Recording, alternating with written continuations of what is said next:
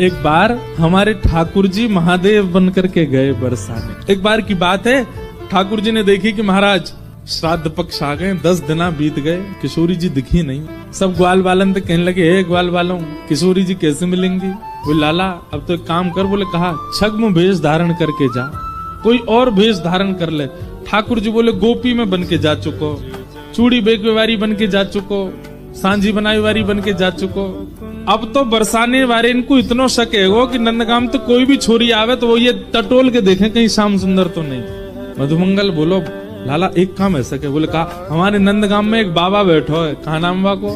नंदीश्वर महादेव। बोले नंदीश्वर बैठो है, यदि लाला तू जोगी बन के जाएगो कोई नहीं पहचान। तो सबरे ग्वाल बाल ठाकुर जी को महादेव के रूप में तैयार कर रहे हैं। आहा। तो कहते हैं, बोले सबसे पहला श्रृंगार ठाकुर जी के ऐसे घुंघराले केश पकड़ करके और जटा बनाई, और जटा बना करके मधुमंगल बोलो लाला उनकी जटा में तो गंगा जी निकले, तेरी में तो कैसे निकलेंगी? बोले कछु तो कर। तो मधुमंगल मोतियों की लड़ लेकर के आया और ऐसी लड़ ठाकुर जी के जटा से यहाँ लगा करके नीचे की ओर छोड़ दी है। आहा कितने सुंदर लग रहे हैं। लाला महादेव तो चंद्रमा और धारण करें, वो कैसे धारण होएगो? तब तुरंत चंदन घिस करके महाराज चंदन को सबरो जल निकाल के सूखो चंदन, और वही चंदन को एक चंद्रमा बना करके ठाकुर जी की जटा पे चिपका दियो। लाला को श्रृंगार हेरो है सुंदर। ऐसे ही श्री हमारे वृंदावन के ठाकुर जी ने अपनी धोती की ही बना करके वैसे ही अवधूत बिल्कुल श्रृंगार किया अपनो। ठाकुर जी बोले, अरे गले में सर्प कहां से आएगो? मधुमंगल श्रीराम बोले, बता लाला, वन में तो पकड़ के लाए अभी। ठाकुर जी बोले, मैं तो चित्र में हूं, देख लूं तो मुझको तो डर लगे आवे, गले में पहन के इसके जाऊंगो। बोले काम कर। बोले कहा? बोले गैयान के पामन को बांधवे की जो दोहनी है ना, जे गोवर और रज में सन के सर्प जैसी है, जय को पहना दे मेरे गले में। और ठाकुर जी ने गले में महाराज एक सुंदर दोहनी बांध ली, हाथ में दोहनी बांध ली, कमर में दोहनी बांध ली, बिल्कुल महादेव जैसे तैयार भये। ग्वाल बाल बोले लाला महादेव तो भस्म लगामे, वो चिता की भस्म लगामे, अब भस्म कहां से लेके आमे तेरे काज? ठाकुर जी बोले तू मलियागिरी चंदन लगा दे, मैं वही को भस्म बना दूंगो। ठाकुर जी को पूरा श्रृंगार है गया, बिल्कुल महादेव जैसे लगन लगे। मुंह पे भी जो चंदन लगाया वो भस्म बन गो सबरो। बोले लाला तू तो पहचान में ही ना आ रहा, कौन है पतो ना कहां से आगो है। ठाकुर जी अकेले बरसाने गए, अब बरसाने में जाकर के महाराज अलाक निरंजन घूम रहे नन्हे से गोपाल जी बरसाने में। गोपी अपनी अपनी अटारीन से निकल के, ओ देख कैसो नेक्सो से जोगी डोल लो है।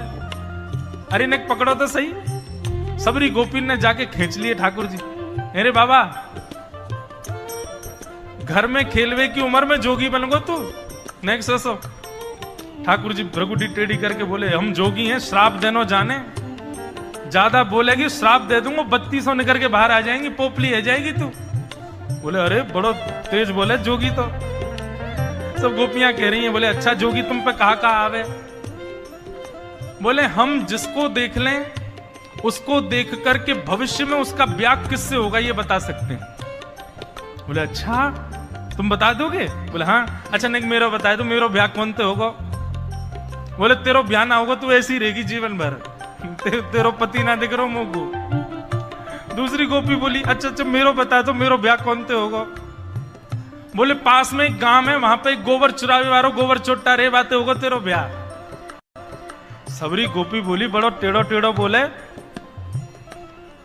तभी एक गोपी बोली, सुनो हम अपनी कहा पूछ रहे हैं, या जोगी पे कछु आता हो तो ना श्री जी हमारी श्यामाजू के बारे में पूछे, उनको कौन तो ब्याह होएगा?